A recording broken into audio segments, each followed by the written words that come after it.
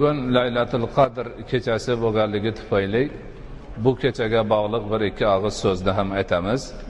Albatta Laylatul Qadr kechasini iymon bilan, ixlos bilan bedor holda o'tkazilgan kishilarga katta va'dalar berilgan, gunohlari mag'firat qilinishi, jannatga dohil bo'lishlari, Alloh yorlaqab qolsa bir yillik qadar belgilanayotganda qadarlariga yaxshiliklar bitirish ma'nosi, shunga o'xshagan 1000 oylik ibodatdan afzallik ma'nosi, hammasi bu muborak kechani siz bilan biz uchun Allohning buyuk bir rahmati ekanligini demak tushuntirib turadigan narsalar.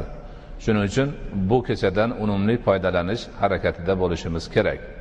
Ulamolarimiz Laylatul Qadrni bedor o'tkazishlikni shartlaridan biri bu ishni qilmoqchi bo'lgan kishilar xufton va bomdod namozlarini jamoat bilan o'qisin deganlar.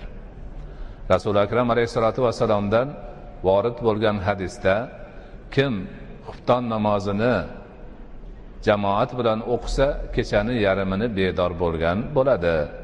Kim bomdod namozini jamoat bilan o'qisa kechani qolgan yarmida ham bedor bo'lganlik bo'ladi deb aytganlar. Shu bilan birga bu kechada nafl ibodat, qiroat, zikr, duo, ilm majlisi va boshqa narsalar bilan e'tiborni demak shunga qaratish kerak. Allohga shukronalarimiz bo'lsinki, mana Ramazon oyini ham deyarli yakunlab qoldik. Allohning marhamati, fazli inoyati bilan oxirgi 10 kunliklarida ibodat qilishlik baxtiga musharraf bo'lib turibmiz. Hammamiz Ramazon oyi kirganda bu yo'g'iga ezgu ishlar, xayrli ishlar, toat va ibodatlarda turishligini Allohdan so'rab, qo'limizdan kelganicha duolar, ibodatlar qilyapmiz. Nima uchun Qadr kechasiga bunchalik ahamiyat berildi azizlar? Alloh taolo o'zi Qur'oni Karimda Laylatul Qadrning fazilatini hatto payg'ambarimiz alayhissalomning o'zlari ham bilmasligini ta'kidlab aytadi. Estaizu billah, inna anzalnahu fi laylatil qadr. Va ma adraka ma laylatul qadr. Ya'ni Alloh taolo aytayaptiki, biz Qur'oni Karimda Qadr kechasida nozil qildik. Sizga Qadr kechasi nimani bildirdi? Ya'ni siz Qadr kechasi degandan nimani bilasiz deb payg'ambarimiz alayhissalomdan Allohning o'zi so'rayapti. Rasulimiz alayhissalom Alloh bildirgan narsani biladilar. Alloh taolo shu savolni beryapti. Sizga Laylatul Qadr nimani bildirdi?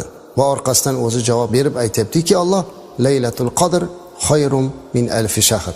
Qadr kechasi u 1000 oydan yaxshiroqdir. 1000 oy. Bu deyarli 83 yildan ko'p, 84 yil degan. Ya'ni kim mana shu kuni bitta duo qilib qo'ysa, 83 yildan ko'p vaqt, ya'ni 84 yil duo qilganda savobini oladi. Kim ko'zidan bir tomchi yosh chiqarsa 84 yil Alloh uchun yig'lagan bo'ladi. 2 rakat namoz o'qisa mana shuncha savob oladi. Va yana bu kunda fazilati, u kuni osmondan butun farishtalar va Jabroil alayhissalom yerga tushadilar. Fiha bi izni robbihim min kulli amr. Ya'ni o'sha kunda hammasini qo'llarida ish bilan, ya'ni amr qilingan taqdir bilan tushadi deydilar. Ya'ni o'sha bir yilda butun mo'min bandalarni taqdiri belgilanadi o'sha kuni azizlar. Bizni qadarimiz, o'sha kuni rizqimiz belgilanadi. Salamun hiya hatta matla'il fajr. Ertalab bomdodgacha toatda, ibodatda turganlarga salomlar bo'lsin. Bu kecha ziyofat qiladigan, maishat qiladigan kecha emas azizlar. Bu kecha uyda, oila davrasida, toatda, ibodatda duo qiladigan kecha. Tafakkur qilib aytishimiz kerakki, yer yuziga butun farishtalar tushar ekan. Bugun sizni xonadoningizga ham Allohning farishtalari tushadi. Endi tasavvur qiling, uyingizga eng nozik odamni aytaylik, bir siz uchun juda hurmatli bo'lgan insonlar mehmon bo'lib kelsa, siz ularni tashlab boshqa joyga ketmagan bo'lardingiz. Qadr kechasida o'tirib, er-xotin bir-birimizdan rozi rizolik qilib, uzr ma'zur qilaylik. Farzandlar otasining, onasining duosini olib, ularni rozi qilsin. Ota-onalar farzandlar haqqiga, aka-ukalar, xonadon a'zolari bir-birimizni haqqimizga duo qilaylik. Uyimizda ham dasturxonga katta e'tibor berib, ayollarimizni bir oshxonada ko'p ovqat qilishlikka mashg'ul qilib qo'ymasligimiz kerak. Aksincha, yengilroq taom bilan, ko'proq zikr bilan, ko'proq duo bilan o'tirmoqligimiz kerak. Keling azizlar, Qadr kechalari mana shu oxirgi 10 kunlikka yashirilgan ekan. Har kuni izlashimiz kerak, lekin ko'p kitoblarimizda 26 dan 27 ga o'tar kechasi ta'kidlanganligi uchun juda ham katta ahamiyat beriladi ko'pchilik musulmonlar tomonidan. Shunday bo'lsa-da, uyimizda, oilamiz davrasida ota-onamizning duosini olish imkoniyatida duo qilaylik. Uyingizga shuncha farishtalar kelib turgan bir paytda uyingizda ular bilan birga duo qilishlikni Alloh nasib qilsin. A'udzu billahi minash shaytonir rojim. Inna anzalnahu fi laylatil qadr. Wa ma adraka ma laylatul qadr. Laylatul qadri khayrun min alf shahr. تنزل الملائكة والروح فيها بإذن ربهم من كل أمر سلام هي حتى مطلع الفجر. Biz uni Qur'oni Karimni Qadr kechasida nozil qildik deydi. Va ma adraka ma laylatul qadr. Qadr kechasini nima ekanligini sizga kim anglatur? Nima ham bildirur? Laylatul qadri khayrun min alf shahr. Laylatul qadr 1000 oydan afzal. Tanazzalul malaikatu var ruh. Mana shu kechada butun osmon farishtalari, ruh Jibril alayhissalom boshchiligidagi butun osmon farishtalari yer yuziga tushadi. Bi izni robbihim min kulli amr. Albatta har bir ishda Allohning izni bilan yil davomida qilinadigan barcha ishlarni rejasi bilan ular yerga tushadilar. Salamun hiya hatta matla'il fajr. U kecha tong otguniga qadar salomatlik kechasidir deb Alloh taolo ushbu 5 oyatni nozil qildi. Qadr surasi 5 oyatdan iborat. Bu madaniy sura, ya'ni Madinada nozil bo'lgan. Ibn Abbos radhiyallohu anhu dan marhamat bo'ladi. Jabroil alayhissalom Qur'oni Karimni to'liq holda dunyo osmoniga Qadr kechasida Baytul Izzaga olib tushdilar. Lavhul Mahfuzdan Qadr kechasida Baytul Izzaga, dunyo osmoniga olib tushdilar. So'ng payg'ambar alayhissalomga bo'lib 23 yil mobaynida dunyo osmonidan Rasululloh sallallohu alayhi vasallamning qalbi muboraklariga keltirdilar. Laylatul Qadr kechasini avvalambor ma'nosiga bir e'tibor bersak, Laylatul Qadr Qadr kechasi, ya'ni qadri baland kecha. Bu kechada boshqa kechalarga nisbatan beriladigan ajr savob yuksak. Yana bir ma'nosi taqdir kechasi, qadar kechasi. Ya'ni bandalarning taqdirlari bitiladigan kecha. Qadr kechasida Alloh taolo taqdir qiladi. Ularning amalga oshiruvchi farishtalarni Alloh taolo o'zini huzurida bandalarning taqdirini 4 farishtaga topshiradi. İsrofil alayhissalom, Mikoil alayhissalom, Azroil alayhissalom va Jabroil alayhissalom mana shu 4 ta farishtaga topshiradi. Yana boshqa bir qavlga ko'ra, kechaning bunday atalishi, Laylatul Qadr deb atalishi, unda qadrli kitobni qadrli payg'ambarga nozil qilganligi uchun Laylatul Qadr deyildi. Qadr kechasi deyildi. Eng qadrli narsa Allohning kalomi. Bashariyatning eng qadrlisi Muhammad alayhissalom. Eng qadrli narsa, eng qadrli zotga mana shu kechada tushirildi va bu kecha Qadr kechasi deb nomlandi. Rasululloh sallallohu alayhi vasallam mana shu kechaning fazli borasida juda ham ko'p marhamatlarni qilganlar. Oyatda ruhdan murod Jabroil alayhissalom. Salomni mufassir Faxruddin Rozi Qadr kechasida yerga tushgan farishtalar har bir mo'minga salom beradilar. Bu tong otguniga qadar davom etadi. Shuningdek salom kalimasi yaxshilik ham deb bu kishi marhamat qiladilar. Ya'ni bu kecha yaxshilik kechasi. Bu kecha salomatlik kechasi. Farishtalar bu kechada mo'minlarga salom beradilar. Bu kechani biz salom kechasi ham desak to'g'ri bo'ladi. Oyatdagi ulug' kecha, ya'ni Ramazon-i Sharif oyining 27-kechasi ekanligiga albatta hammamiz ko'plab tavsiyalarni eshitganmiz. Ulug'larimizni payg'ambar alayhissalomdan vorid bo'lgan hadislarni, Qadr kechasi Ramazon-i Sharif oyining nechanchi kechasi ekanligi borasida ham fikrlar juda ham ko'p. Aslida payg'ambar alayhissalom taraflaridan bu kecha yashirilgan. Sababi Ramazonning oxirgi tog' kechalarida ekanligi borasida ham so'zlar bor. Sababi musulmonlar, mo'minlar bir kechaga suyanib qolmasinlar. Balki tog' kechalarda izlab, o'sha kechalarda bedor bo'lib, ko'proq ibodatlar qilishga rag'bat qilsinlar degan ma'noda aynan oxirgi tog' kechalarda ham degan qavullar ham ko'p. Imomi Nofi' va boshqalardan rivoyat qilinadiki, Qadr kechasi to'laligicha salomatlik kechasi, yaxshilik kechasi.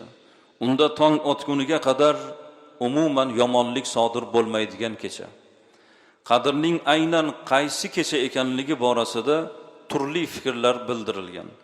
Ularning mutlaq ko'pchiligiga qaraganda hamma fikrlarni uyg'unlashtirganimizda aksariyat qavullar, so'zlar Ramazonning 27-kechasi Qadr kechasi ekanligiga to'xtamga kelinadi. Oysha onamizdan marhamat bo'ladi. Rasul akram alayhissalom iza dakhala al-ashra min Ramazona ahya laylahu va ayqadha ahlahu. Rasululloh sallallohu alayhi vasallam Ramazonning oxirgi 10 kunligi kelsa, kechalarini bedor qilardilar va uydagilarni ham ibodatga uyg'otar edilar deb Rasul akram alayhissalomni oxirgi Ramazonning oxirgi 10 kunligida bedor bo'lib, aynan mana shu kechalarda Laylatul Qadrga ummatning rag'batini oshirish uchun o'zlarini bedor qilardilar. Oysha onamizdan yana boshqa bir hadisda Rasululloh sallallohu alayhi vasallamdan marhamat bo'ladi. Payg'ambarimiz alayhissalom Laylatul Qadrni Ramazonning oxirgi 10 kunligining tog' kechalarida kutinglar deb aytgan edilar deb Oysha onamiz marhamat qiladilar. Qadr surasida Laylatul Qadr kalimasi 3 marta qaytariladi. 5 ta oyatning ichida Laylatul Qadr kalimasi so'zi 3 bor keladi. Demak, Laylatul Qadr kalimasida 9 ta harf bor. Laylatul Qadr 9 ta harf 3 ga ko'paytirganimizda necha bo'ladi? 27 bo'ladi. Qadr kechasi Ramazonning oxirgi nechanchi kechasi ekanligi borasida albatta fikrlar ko'p, lekin mana shu 27-kechasi ekanligi borasida juda ko'p ko'rsatmalar bor. Abdulloh ibn Abbos radhiyallohu anhu Hazrati Umarning huzurlariga kelib aytdilarki, mening o'ylashimcha dedilar Abdulloh ibn Abbos 27 ga o'tar kechasi Qadr kechasi dedilar. Shunda Hazrati Umar nega bunday deb o'ylaysiz deganlarida, qarang dedilar, Alloh taolo 7 osmonni yaratdi. Hafta kunlarini 7 kundan iborat qildi. Ka'batullohni 7 bor tavof qilamiz. Safo bilan Marva orasida 7 marta sa'y qilamiz. Shayton alayhi la'naga 7 bor tosh otamiz. Ko'p narsalar 7 ga bog'liq bo'lganligi uchun men 27 ga o'tar kechasi bo'lsa kerak degan meni ishonchim ko'proq deganda Hazrati Umar men o'ylagan narsani siz ham o'ylabsiz dedilar. Rasululloh sallallohu alayhi vasallam Imom Abu Dovud Ahmad rivoyatida marhamat qiladilar. Laylatul Qadr 27-kechasidadir degan hadislar bor Rasululloh sallallohu alayhi vasallamdan. Azizlar, Alloh taolo mana shu kechaning barakotida shunday bizga bir imkoniyatni berdiki, 1000 oylik ibodatning ajri savobidan ko'proq ajr bor. E'tibor bering. Avvalgi payg'ambarlar va ularning ummati bir necha 100 yil yashashgan ular. 600 yil, 700 yil yashashgan, 1000 yilgacha yashagan Nuh alayhissalom. Endi taqqos qilinganda amal ummati Muhammadniki oz umrida amali ham oz bo'lib qoladi. Lekin ummati Muhammadning fazli avvalgi payg'ambarlarning ummatidan shu darajadaki, biz oz umr ko'rsak-da, ozgina umrimizda ko'plab natijaga erishamiz. 1 yil umrida qadrni topgan 1000 oyning ajrini qo'lga kiritsa, 1000 oy 83 yil bo'ladi. 10 yil qadrini topgan odam 830 yillik ajrni topadi. 20 yil qadrini topgan odam 1600 yillik ajrga ega bo'ladi. Agar 40 yil Ramazon qadrini topsa 3200 yillik ajrga ega bo'ladi. O'ylaymanki 60 yoshlar atrofidagi odam 40 yildan ko'proq qadrini topgan. To'g'rimi? 80larga borgan ota-onalarimiz 60 yildan ko'p qadrini topgan. Endi ummati Muhammad qarang, arzimagan umrida hech bir ummat yashamagan, topmagan ajrni arzimagan umrida topish imkoniyatini Alloh taolo ummati Muhammadga nasib etgan. Azizlar, kechaning qadrini nima bilan biz qadrlaymiz? Albatta bu kechada bedorlik bilan, ibodat bilan, namoz bilan, tilovati Qur'on bilan, iltijolar bilan, istig'forlar aytib, tazarrular qilib, Alloh taologa duolar qilib, mana shu kechada gunohlarimizni kechirilishligini so'rab, mana shu qadrini osmonga ko'tarishimiz kerak. Ramazon oyining har bir kuni, tuni ulug', lekin qadrini undan da ulug' deb bilishimiz kerak. Shuning uchun ham bizlar mana shu kunlarni g'animat bilgan holimizda, albatta ba'zi bir odamlar tushunadiki, dasturxon atrofida kechani suhbat bilan, ziyofat, ovqat bilan o'tkazib yuboradi. Aslo bunday qilish kerak emas. Mayli yig'ilib ibodat qilib xonadonda o'tirsak ham alohida.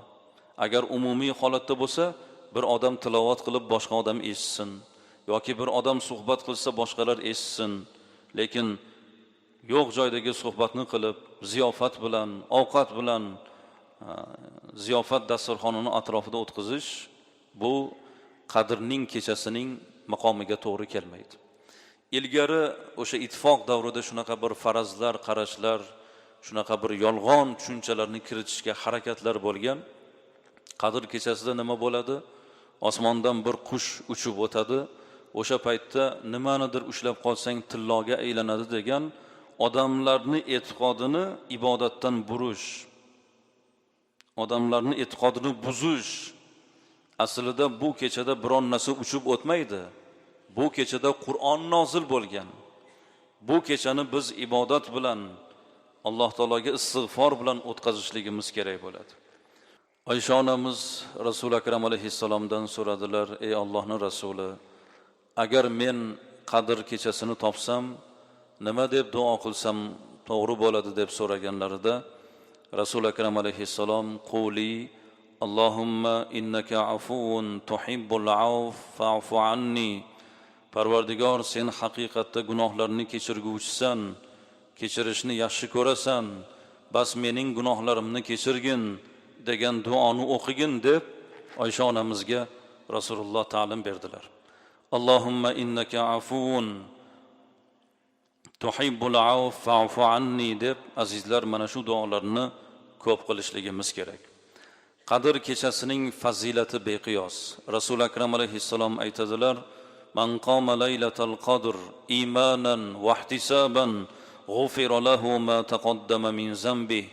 Imom Buxoriy, Imom Muslim rivoyat.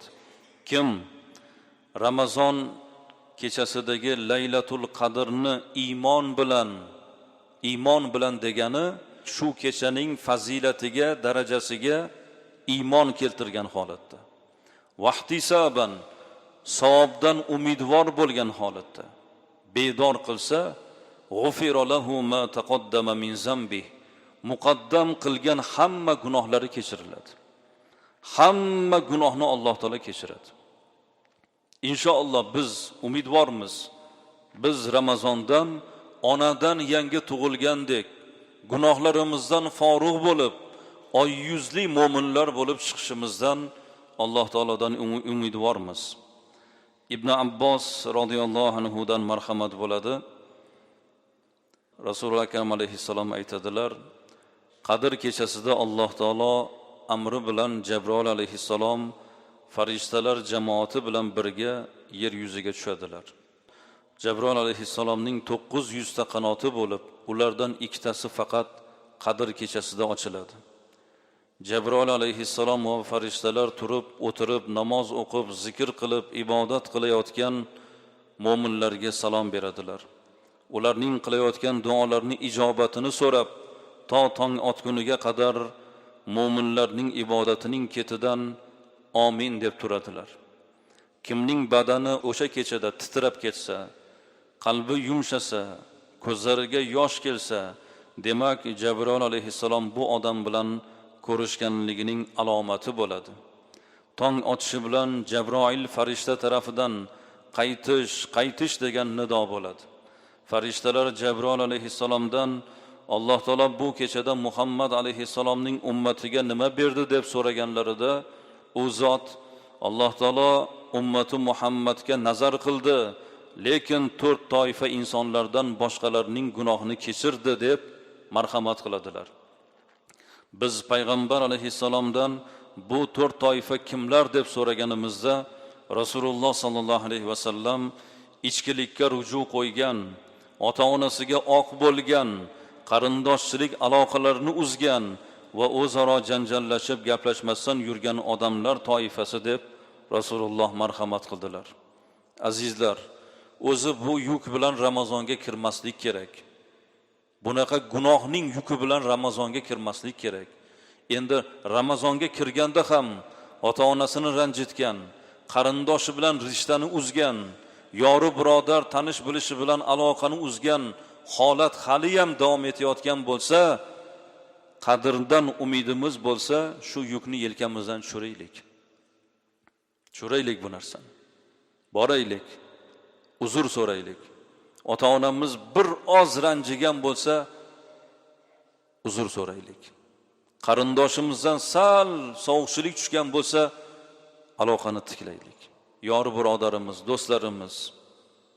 Shuning uchun azizlar, qarang, qadrda Alloh taolo hamma bandalariga nazar qildi, ularning gunohini kechirdi, lekin 4 ta toifani Alloh taolo kechirmadi deb Rasul akram alayhissalom Imom Bayhaqiy rivoyatida marhamat qilyaptilar. Azizlar, bu oyga albatta biz tayyorgarlik bilan kiramiz, lekin qadrga ham alohida tayyorgarlik ko'rishligimiz kerak bo'ladi. Rasululloh sallallohu alayhi vasallam Qadr kechasini ibodat bilan, Alloh taologa duo bilan o'tkazishga bizga ta'lim berganlar. Alloh taolodan bu kechada barakotni so'rashligimiz kerak. Mana shu kechada biz farishtalarning nazarida bo'lamiz. Alloh taolo nazar qiladi. Bizni har bir amalimizga qabul bo'lishiga ular duo qilib turadilar. Duo qilsak ketimizdan amin deb turadilar. Agar e'tibor beringlar, shu kechada badaninglar bir muz yugurganday bo'lib, bir titraganday bo'lib ketsa, qalbinglar bir yumshab, ko'zinglarga bir yosh kelsa, demak mana shu holat farishta siz bilan ko'rishgan holat bo'lar ekan. Albatta Qadr kechasining alomatlaridan biri havo musaffo bo'ladi. Yorug' bo'ladi. Xuddi sukunatga o'ralgan yog'duli oy charaqlab turgandek bo'ladi. Bu kecha o'ta sovuq ham, o'ta issiq ham bo'lmaydi. Mana shu kechada tongga qadar yulduzlar otilishiga yo'l qo'yilmaydi. Yulduz uchadi-ku, bu kechada yulduz uchmaydi. Yana uning alomatlaridan biri albatta ertalab quyoshning gardish tortib, yuziga bir parda tortilgandek bo'lib chiqishligi, nursiz charaqlamasdan chiqishligi deydilar. O'sha kuni shaytonlarning chiqishiga ham yo'l qo'yilmaydi. Shu ma'nodagi ko'rsatmalar albatta juda ham ko'p. Jobir ibn Samura radhiyallohu anhu dan marhamat bo'ladi. Qadr kechasida yomg'irli, shamolli va yashinli kecha bo'ladi degan gaplar ham bor ekan. Rasululloh sallallohu alayhi vasallam ham birinchi marta Qadr kechasi haqida xabar berganlaridan so'ng o'sha kecha yomg'irli, suv va loyli bo'lgan degan marhamatlar ham bor ekan. Rasululloh xabar bergan kechada shu yomg'ir yog'ib, ko'chalar loy bo'lganligi borasida, ya'ni barakot nozil bo'lganligi borasida sahobiylar marhamat qiladilar. Imom Tabari, Imom Bayhaqiylar rivoyatiga ko'ra, mazkur kechada kasalliklar paydo bo'lmaydi. sho'r suvlar chuchuklashib ketadi. Daraxtlar o'z shoxlarini yerga egiltirib turishlari kabi haqida ko'rsatmalar ham bor. Azizlar, qanday bo'lsa-da inshaalloh Ramazonni inshaalloh ulug' bir dahasiga kirdik. Aytqum minan nar, do'zaxdan omonlik dahasi. Bu kechaning fazli inshaalloh mana shu 10 kunning tunidan izlasak to'g'ri bo'ladi. Mo'min odam inshaalloh Rasulullohning sunnatlari, Rasul akram alayhissalom oxirgi 10 kunlikni tunlarini bedor qilardilar. Inshaalloh mo'minlar bu kunlarni g'animat tunlar, umr daftarimizning oltin zarvaraqlari qilib bitiladigan ulug' lahzalarda yashab turibmiz. Alloh taolo barchalarimizdan bu amallarni o'zi qabul aylasin.